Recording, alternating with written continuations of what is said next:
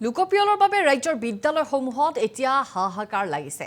শিক্ষকসকলক লোকপিয়লৰ দায়িত্ব দিয়াত পাঠদানৰ বাবে শিক্ষকৰ অভাৱ হৈছে বিদ্যালয়ত। গোলাঘাটৰ খুমটাইৰ শংকৰদেৱ প্ৰাথমিক বিদ্যালয়তো শিক্ষকৰ অভাৱে দেখা দিছে। বিদ্যালয়খনত আছে মাত্ৰ দুগৰাকী শিক্ষক, কিন্তু এগৰাকী লোকপিয়লৰ দায়িত্বত থকাত বিদ্যালয়খনৰ পাঁচটা শ্ৰেণীতেই পাঠদান কৰিবলগীয়া হৈছে এজন শিক্ষকেই, যাৰ বাবে সন্মুখীন হৈছে ব্যাপক সমস্যাৰ। কণ কণ শিশুসকল শিক্ষাৰ পৰা বঞ্চিত কৰাৰ অভিযোগ আনিছে স্থানীয় লোকে। শিক্ষকৰ পৰিৱৰ্তে ৰাজ্যৰ শিক্ষিত নিবনুৱাক প্ৰশিক্ষণ দি লোকপিয়লত নিয়োগ কৰাৰ দাবী অভিভাৱক।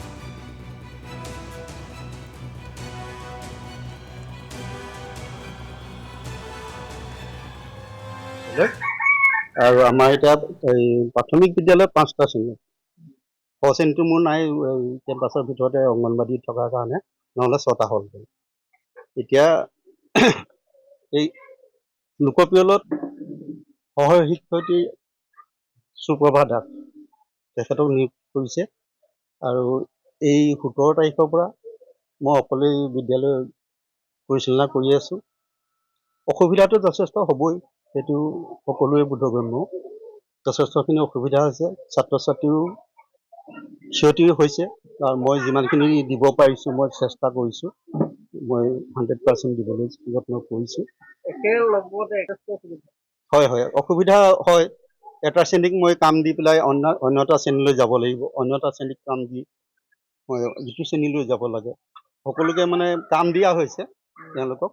আৰু মই শিক্ষাদান অৱশ্যে মোৰ ফালৰ পৰা তেনেকৈ মই কৰিব পৰা হোৱা নাই। কাম দি পেলাই সিহঁতক মাত্ৰ মই বাটটোৱে দেখুৱাই দিছোঁ, এইটো কেনেকৈ কৰে, এইটো কি হ'ব, এইটো কি নহ'ব, এনেকৈ কৈ সিহঁতক কাম দি মই বহাই থৈছোঁ। লোকপিয়লৰ বাবে ৰাজ্যৰ বিদ্যালয়সমূহত এতিয়া হাহাকাৰ লাগিছে। শিক্ষকসকলক লোকপিয়লৰ দায়িত্ব দিয়াত পাঠদানৰ বাবে শিক্ষকৰ অভাৱ হৈছে বিদ্যালয়ত। গোলাঘাটৰ খুমটাইৰ শংকৰদেৱ প্ৰাথমিক বিদ্যালয়তো শিক্ষকৰ অভাৱে দেখা দিছে। বিদ্যালয়খনত আছে মাত্ৰ দুগৰাকী শিক্ষক, কিন্তু এগৰাকী লোকপিয়লৰ দায়িত্বত থকাত বিদ্যালয়খনৰ পাঁচটা শ্ৰেণীতেই পাঠদান কৰিবলগীয়া হৈছে এজন শিক্ষকেই, যাৰ বাবে সন্মুখীন হৈছে ব্যাপক সমস্যাৰ। কণ কণ শিশুসকল শিক্ষাৰ পৰা বঞ্চিত কৰাৰ অভিযোগ আনিছে স্থানীয় লোকে। শিক্ষকৰ পৰিৱৰ্তে ৰাজ্যৰ শিক্ষিত নিবনুৱাক প্ৰশিক্ষণ দি লোকপিয়লত নিয়োগ কৰাৰ দাবী অভিভাৱক।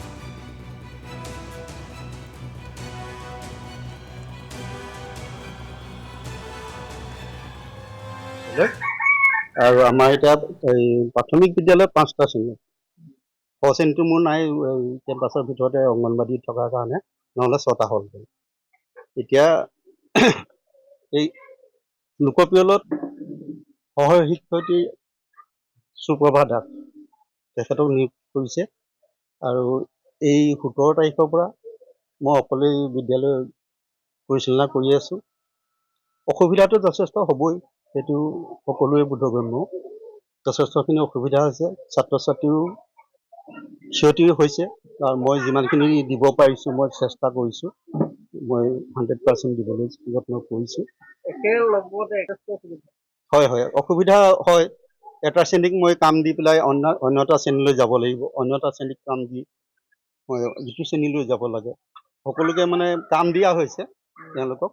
আৰু মই শিক্ষাদান অৱশ্যে মোৰ ফালৰ পৰা তেনেকৈ মই কৰিব পৰা হোৱা নাই। কাম দি পেলাই সিহঁতক মাত্ৰ মই বাটটোৱে দেখুৱাই দিছোঁ, এইটো কেনেকৈ কৰে, এইটো কি হ'ব, এইটো কি নহ'ব, এনেকৈ কৈ সিহঁতক কাম দি মই বহাই থৈছোঁ।